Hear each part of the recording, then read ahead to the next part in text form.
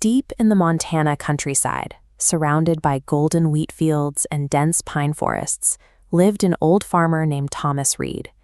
After his wife passed away, Thomas mostly stopped speaking to the town, retreating to a small farmhouse at the edge of the county, far from the busy roads and noisy crowds.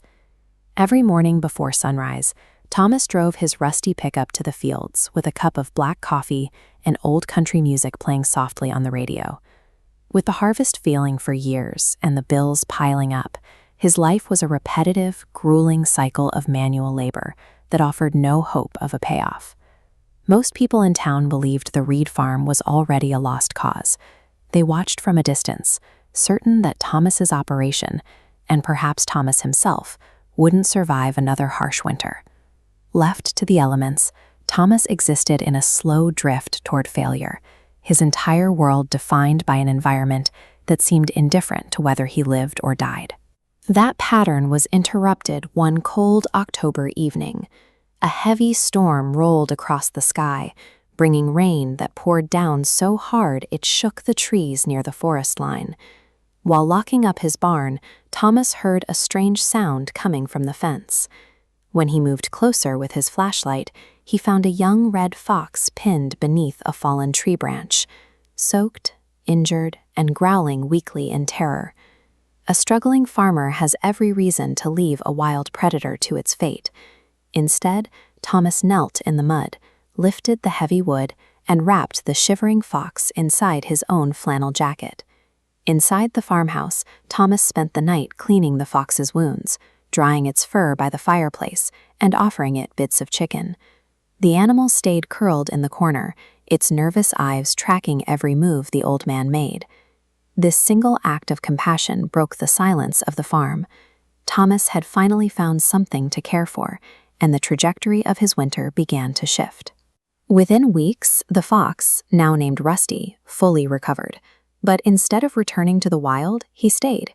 He began following Thomas through the fields, running beside the tractor, and sitting on the porch at sunset. For years, Thomas's isolation and the untamed wilderness were disconnected points. Rusty bridged that gap, guarding the farm from pests. As Thomas poured effort into the fox's survival, Rusty returned the favor, giving Thomas a reason to wake up and mending his purpose. But this bond didn't sit well with the townspeople.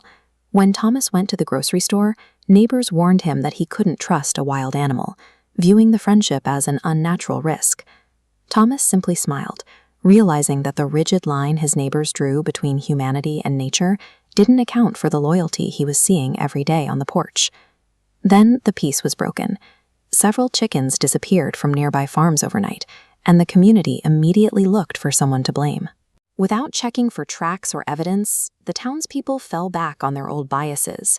They saw a fox on a farm and decided Rusty was the culprit. Sheriff Dawson visited the farm with an ultimatum. If Rusty caused any more trouble, the animal would have to be put down. Thomas sat on the porch that night as the snow started to fall, knowing he couldn't protect his friend from the town's anger.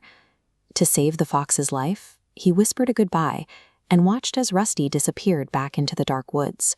The farmhouse was empty once again.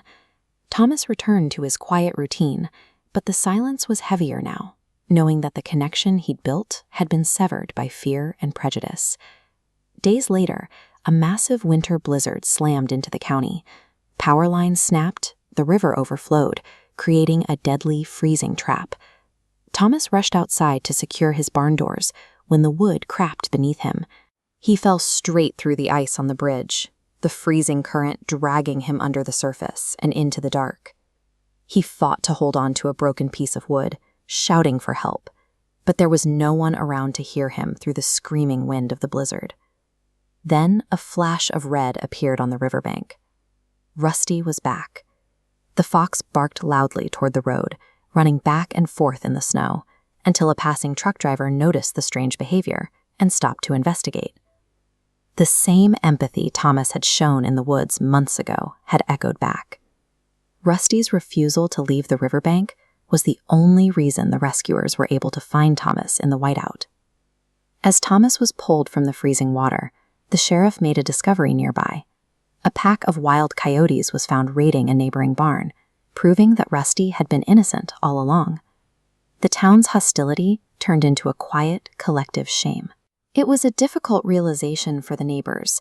They had been ready to kill the very creature that had just saved a man's life.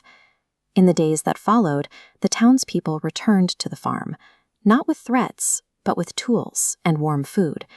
They helped repair the storm damage to the barn and officially welcomed Rusty back. Years later, tourists still stop by the farm to see the famous friendship between the old man and his fox. They see two survivors who found a home in each other, proving that the strongest bonds are formed by those who stay beside you when the